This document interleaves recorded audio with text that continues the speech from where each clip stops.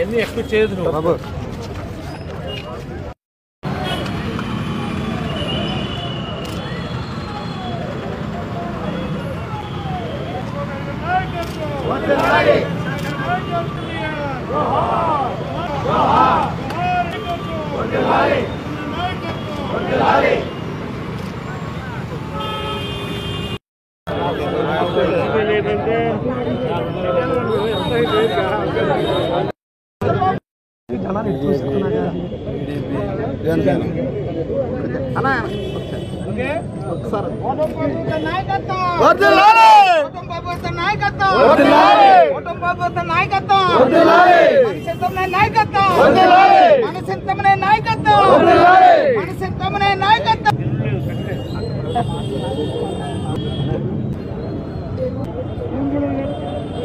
ఈరోజు కూటమి ప్రభుత్వం ఏర్పడి సంవత్సరం అయింది.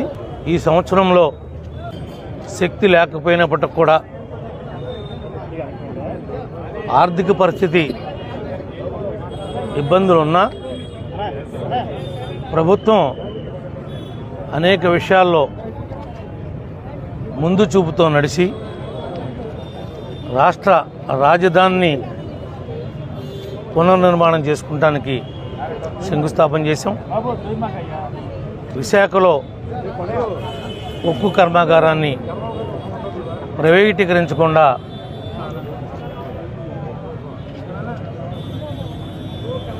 అడ్డుకున్నాం. పోలవరాన్ని 27 నాటికి ప్రారంభించడానికి సన్నాహాలు చేస్తున్నాం. ఈ రోజున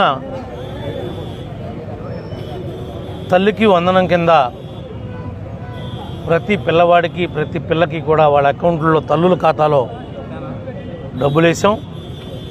3 గ్యాస్ బండ్లకు గాను 2 గ్యాస్ బండ్లు ఇచ్చాం.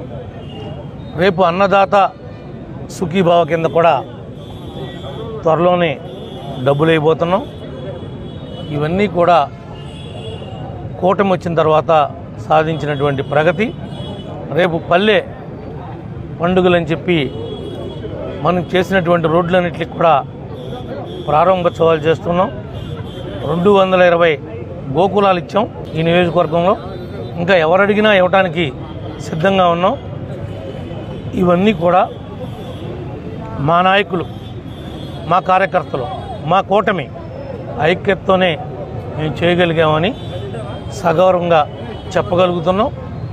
ఎవరికి ఏ ఇబ్బంది వచ్చినా ఈ కూటమి అనేది మీతో ఉంటుంది, ప్రజలతో ఉంటుందని మరొక్కసారి ఈ సందర్భంగా తెలియజేస్తాం.